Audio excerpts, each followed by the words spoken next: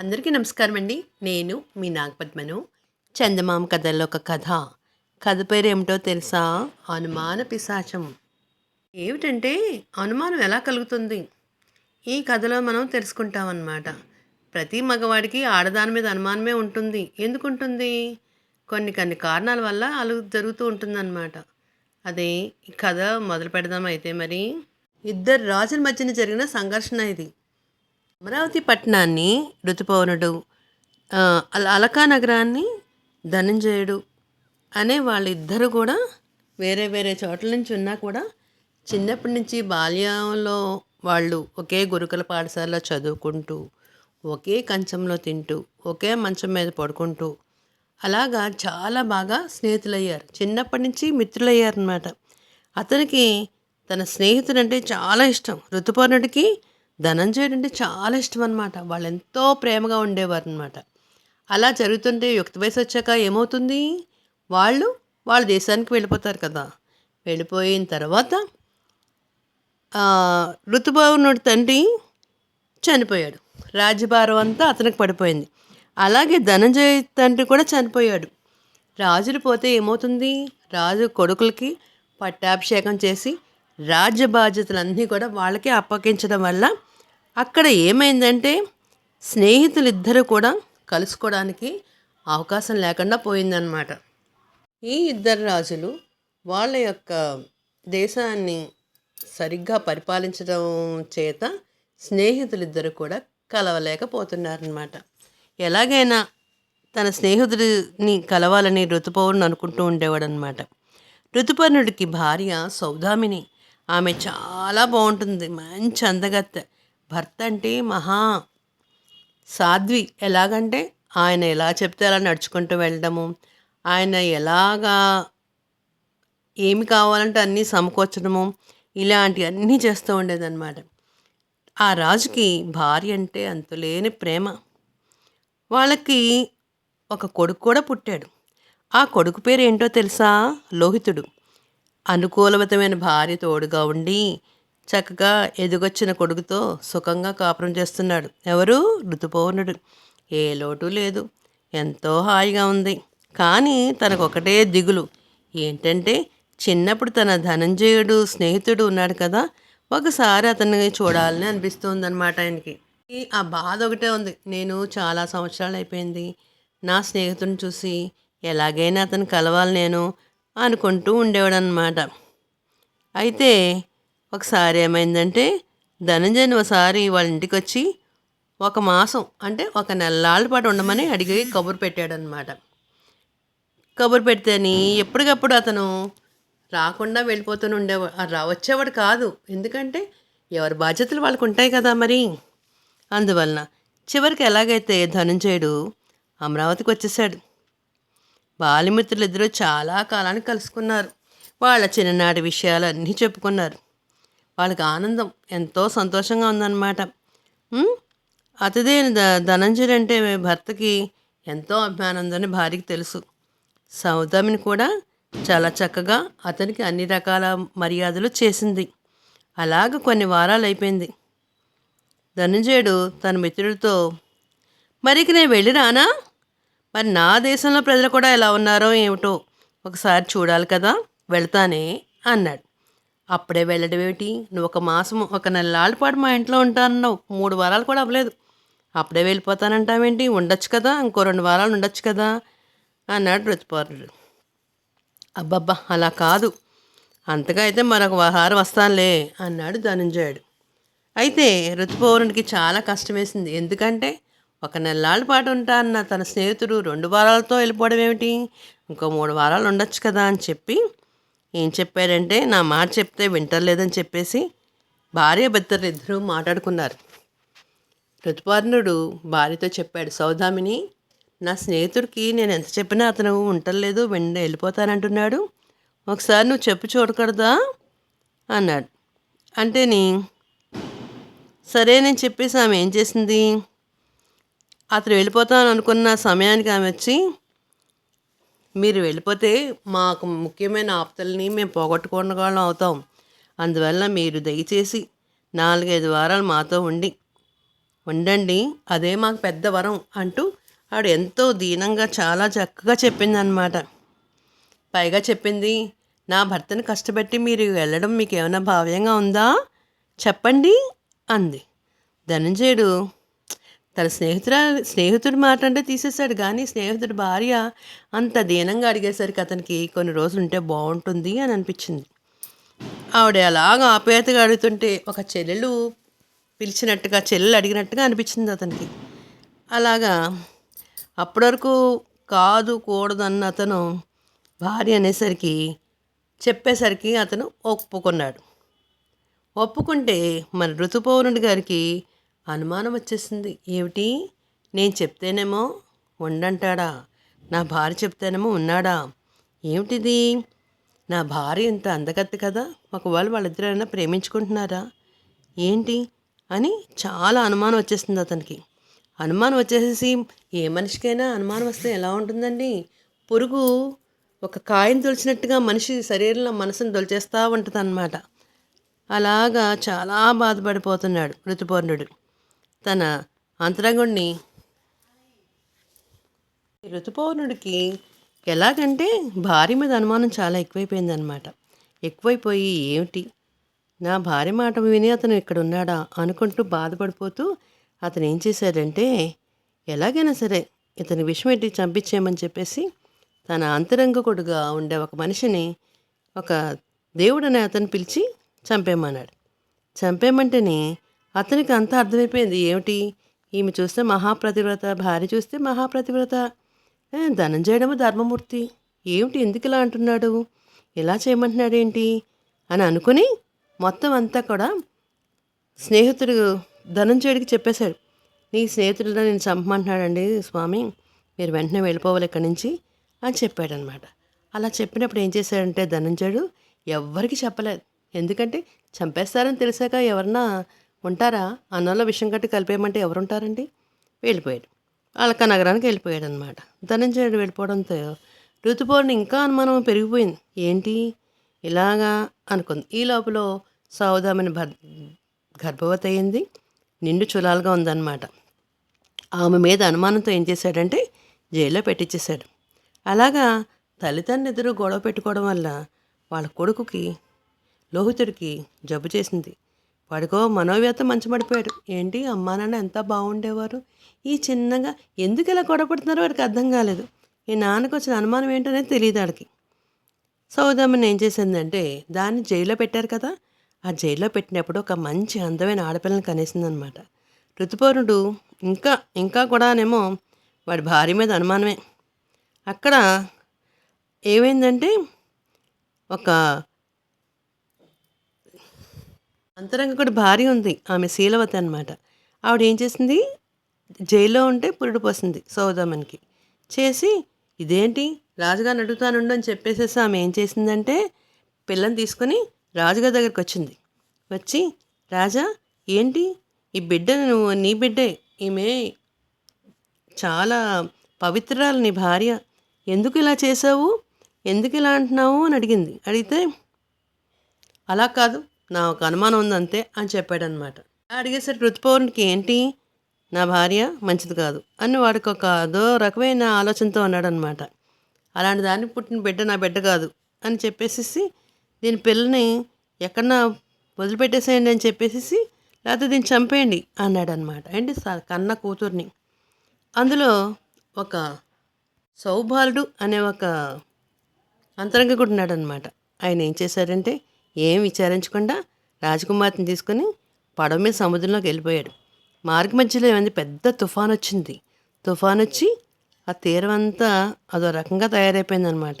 సౌబలుడు ఏం చేశాడంటే బిడ్డతో సహా తీరం దగ్గరికి వెళ్ళి కొంచెం దూరంలో ఆ బిడ్డను అక్కడ పక్కన పెట్టేసేసి ఆ బట్టలు అన్నీ అక్కడ పెట్టి అక్కడ బయటికి వదిలేశాడు. ఈ లోపుగా అతన్ని ఏం చేసింది, ఒక ఎలుగుబండి వచ్చి చీల్చి చంపేసింది. ఎందుకంటే వాడు తప్పు పనే చేశాడు కదా.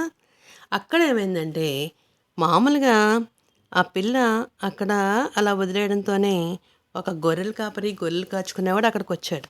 వచ్చి చూశాడు, ఎలుగుబంటి అతను చంపేసిందని చూశాడు. మళ్ళీ అక్కడ కొంచెం దూరం కొంచెం చివరికి వచ్చేసరికి చిన్నపిల్ల ఏడుపు వినిపిస్తుంది. ఏడుపు వినిపిస్తే ఆ ఏడుపు ఎక్కడి నుంచి వస్తుందా అని చూశాడు.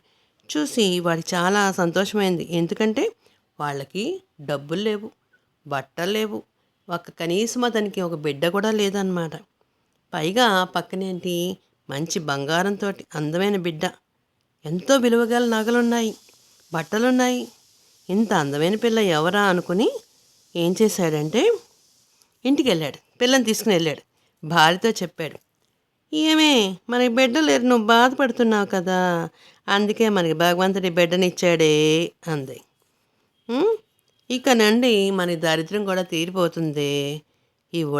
ఈ బిడ్డ మీద బంగారు నగలున్నాయి చూసావా, ఆ బిడ్డని నగలను అమ్ముకుంటే బోళ్ళంత డబ్బు వస్తుంది అని భార్యతో చెప్పాడనమాట. గొర్రెల కాపరి చెప్పాడు. భార్య కూడా ఏం చేసిందంటే, వాళ్ళు ఇక్కడే ఉంటే ఎవరో ఒకళ్ళు ఏదో ఒకటి అడుగుతారు కదా, ఈ బిడ్డ ఎక్కడిది, ఈ బంగారం ఎక్కడిది అని అడుగుతారు కదా. అందుకని ఆమెకు ఉన్న నగల్లో ఒక నగను తీసి వాళ్ళు వేరే ఊరు వెళ్ళిపోయి చక్కగా అక్కడ ఏం చేశారంటే, ఇంకో ఊరైతే ఎవరిని అడగరు కదా, ఆ బిడ్డ తనదే అని చెప్పుకొని ఆమె మెళ్ళలో ఉన్న బంగారం నగను అమ్ముకొని ఏదో కాలక్షేపం చేసుకుంటున్నారనమాట. ఆ పిల్లకి చంద్రిక అని కూడా పేరు పెట్టారు. మిగతా అన్నీ కూడా డబ్బులు దాచేశారు. ఆ అమ్మాయి చిన్నప్పుడు బట్టలు, నగలు అన్నీ లోపల పెట్టేశారు. వాళ్ళు ఏం చేశారంటే అమరావతి పట్టణానికి ఒకసారి ఏం చేశాడంటే ఋతుపర్ణుడు భార్య మీద ఊళ్ళో అందరికీ సోదా చేయించాడనమాట. నా భార్య ఎలాంటిది ఏంటని విచారిస్తే అందరూ ముక్కు మీద వేలేసుకున్నారు. ఏంటి ఈ భార్య నిర్దోషి అని, అతను చాలా మంచివాడు అని చెప్పారు. అయితే ఏమైందంటే అక్కడ తర్వాత ఏమైందంటే ఆమెకు పుట్టిన బిడ్డలు వారసుల్లో ఎవరవుతారు ఏంటి అతనికి అనుమానం అయిపోయిందనమాట. ఏంటి వీడికి ఫస్ట్ నుంచి ధనంజయుడితో భార్య ఇలా ఒక్క మాట మాట్లాడేసరికి ఇంత అనుమానం వచ్చేసరికి అతను చాలా బాధపడిపోయాడనమాట. అనుమాన పిశాచ్ అలాంటిదన్నమాట. తర్వాత ఏమైందంటే అక్కడ శరీరవాణి ఇలా చెప్పిందనమాట. ఆకాశవాణి, సౌదామని నిర్దోషి, ధనంజయుడు మంచివాడు, సుధేష్ఠుడు, దేవుడు నీ భక్తి పరాయణుడు, అందుకని నువ్వేం చెప్తే అది చేశాడు, నువ్వు ఈ అనుమానాన్ని వదిలిపెట్టు అన్నాడనమాట అని ఆకాశవాణి చెప్పింది. నువ్వు ఏదన్నా పోగొట్టుకుంటే మళ్ళీ నువ్వు తిరిగి సంపాదించలేవని కూడా చెప్పింది. నీకు వారసులైన వాళ్ళే ఉండరు అని చెప్పింది. ఆ మాటకి సభలో వారంతా నివ్వరిపోయారనమాట. కానీ ఋతుపౌరుడు ఏదీ లక్ష్య పెట్టల. అదంతా అబద్ధం, పచ్చి మోసం, ఇదేం కాదు, నాకు కొడుకు ఉన్నాడు కదా లోహితుడు, వాడే కదా నా రాజ్యాన్ని వెళ్తాడు అనుకున్నాడు. ఈ కొత్తగా పుట్టిన బిడ్డ ఏంటి, పోతే పోనే అనే వదిలేశాడు. నౌకర్లు వచ్చి మహారాజా ఏం చెప్తున్నారంటే రాజ్యంలో రాణిగారి గురించి విచారణ జరుగుతుందని చెప్పారు. ఇవన్నీ కొడుకు ఈ విషయాలు తండ్రి మీద తల్లి మీద విషయాలన్నీ విని గుండె ఆగి చనిపోయాడనమాట. చనిపోతేని రాజు దగ్గరికి వచ్చి చెప్పారు, రాజా లోహితుడు చనిపోయాడు అని చెప్పారనమాట. అయితేని అక్కడేమైందంటే వెంటనే ఈ సౌదామిని కళ్ళు తిరిగి అలా పడిపోయింది. పడిపోయేసరికి ఎవరైతే పురుడు పోసారో ఆ శీలవతి వచ్చి ఆమెని జాగ్రత్తగా వాళ్ళ ఇంటి దగ్గర తీసుకెళ్ళి చాలా జాగ్రత్తగా చూసుకుందనమాట. సౌదామిని విచారణ అందరితో ఆగిపోయింది. ఇంకా ఒక కొడుకు కూడా చనిపోయాడు. ఈవిడి ఇలాగ కళ్ళు తిరిగి పడిపోవడంతో చనిపోయిందేమో అని అనుకుని ఋతుపౌనుడు అనుకున్నాడు. ఆకాశవాణి మాటలు నిజమేని, ఎందుకంటే వారసుడు లేకుండా పోయాడు. ఇంక మనం ఏం చేయాలి, ఇంక ఎలాగైనా సరే నా భార్య దగ్గరికి వెళ్ళాలి, ఆమె ఎక్కడుందో ఏంటో. ఓహో, అప్పుడు తెలిసింది అతనికి, నా భార్య నిర్దోషి, ఏ తప్పు చేయలేదు, ఆవిడ కాళ్ళమే పడి నేను క్షమాపణ వేడుకుంటాను అనుకున్నాడు. అనుకుని తర్వాత సౌబలు తిరిగి రాగానే కుమార్తె కోసం మళ్ళీ పంపుతాను అని అనుకున్నాడు. కానీ సౌబలుడు ఎక్కడున్నాడు, చనిపోయాడు కదా. ఆ రెండు అలాగే ఆగిపోయినాయి. ఎందుకంటే సభలో మూర్చపోయిన సౌదామిని మూర్చలోనే ప్రాణం పోయిందని అతను అనుకున్నాడు. కానీ శీలవతి అబద్ధం చెప్పి ఆమెని కాపాడింది. ఎన్నో సంవత్సరాలు గడిచిపోయినాయి. అలకా నగరానికి సమీపంలో చంద్రిక గొల్లపిల్లలింట పెరిగిందనమాట. అంటే ఒక గొల్లపిల్లలు అని కూతురులా పెరిగింది.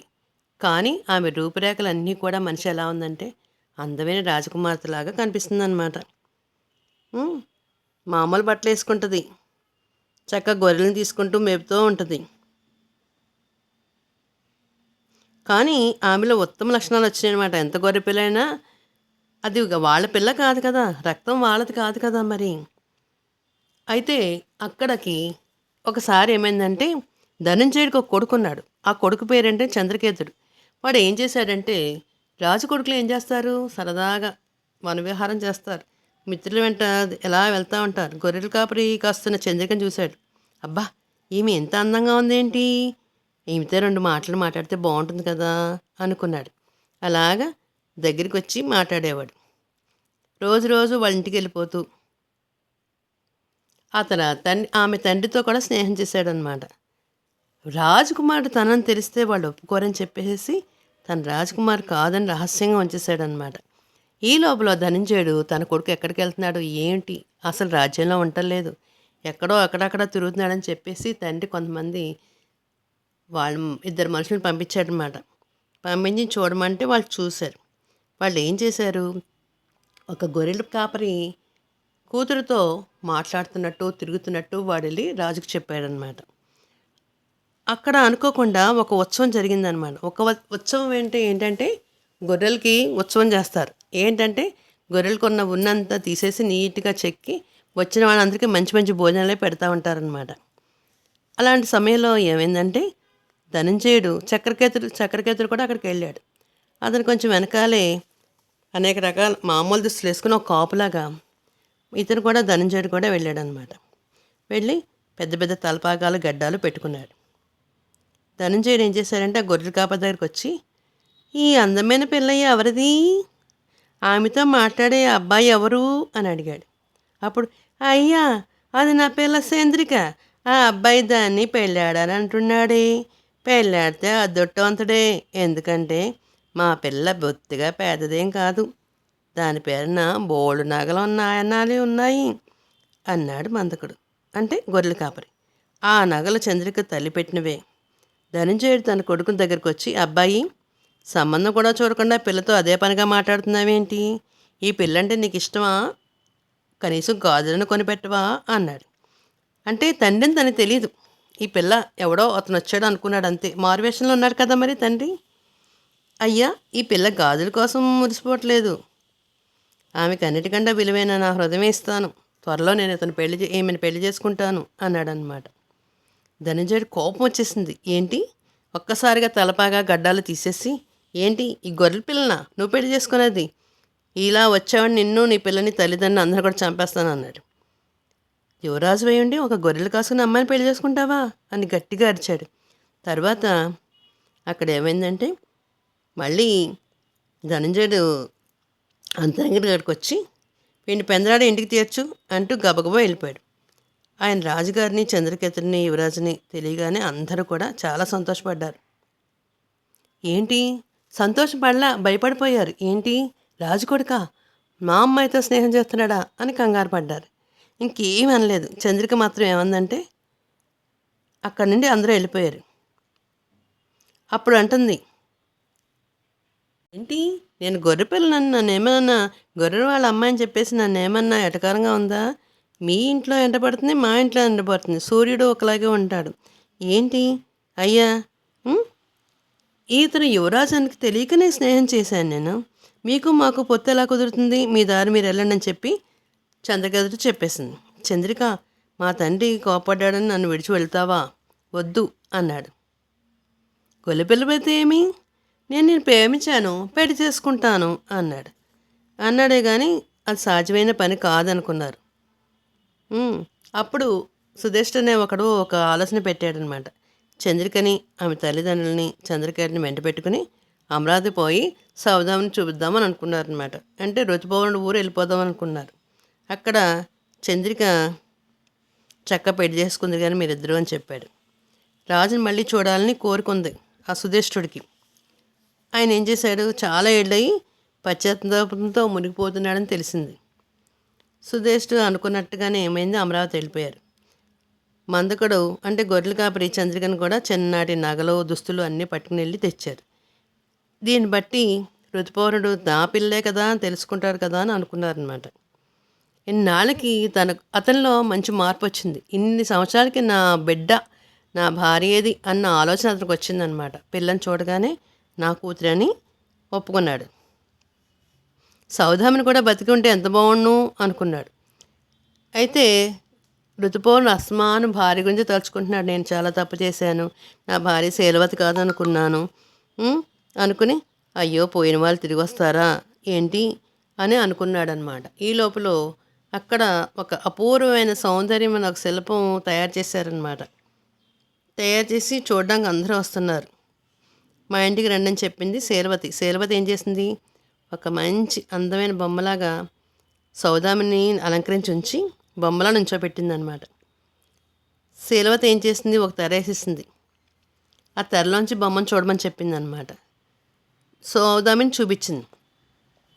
ఆమె ఈ ఋతుపర్ణుడిని ఏం చేసుకున్నాడో ఒకసారి నేను ఆమెను ముట్టుకుంటాను అని, నా భార్య వయసులాగే ఉంది ఏమిటి అని అనుకుంటాడు. అనుకుని ముట్టుకుంటాడు. అనుకున్నాడు, ఏంటి అచ్చం నా భార్యలాగే ముసలి రూపంలో వచ్చేసింది ఏంటి, ఒకసారి నేను ముట్టుకుంటానే అన్నాడు. ఆ ప్రతిమ ఊపిరిస్తున్నట్టు తెలిసిందనమాట. నీకు పుణ్యం ఉంటుంది, ఒకసారి ఆ సౌదామిని ముట్టుకొనిస్తావా అని అడిగాడు ఋతుపర్ణుడు. బతిమాలాడు. ఎంతసేపు బ్రతుకున్న మనిషిని చచ్చిపోయిందంటే ఎవరు ఒప్పుకోరు కదా. అలాగా ఒకసారి ఆయన ముట్టుకున్నాడనమాట. ముట్టుకునేసరికి ఆమె సౌదామిని బ్రతికే ఉంది. తన భర్తని ఇన్నాళ్ళకి చూసిందని, తన కూతురిని చూసిందని అందరినీ కౌగిలించుకుంది. అందరూ ఎంతో సంతోషపడిపోయారు. కళ్ళంలో 2 కన్నీటి బొట్లు రాలినాయి అనమాట. అప్పుడు సౌదామిని శీలవతి చెప్తుంది, అయ్యగారు నేనే ఈమెను దాచానండి, జాగ్రత్తగా కాపాడానండి అని. నాకు ఏదైనా ఉండే తప్పు నాకే చేయండి, నాకే శిక్ష చేయండి, పరిహారం చేసుకుంటాను అంతే. ధనంజయుడు వస్తే బాగుండు అంటున్నాడు. అనుకున్నట్టుగానే ధనంజయుడు కూడా అక్కడికి వచ్చాడు. వచ్చి అందరూ కూడా జరిగిన విషయాలంతా తెలుసుకున్నారు. ఈ ఋతుపర్ణుడు కూడా స్నేహితుడి మీద ద్వేషం అంతా పోయింది. తన కూతుర్ని చంద్రకేతుడికి ఇచ్చి వివాహం చేసేసాడు అనమాట.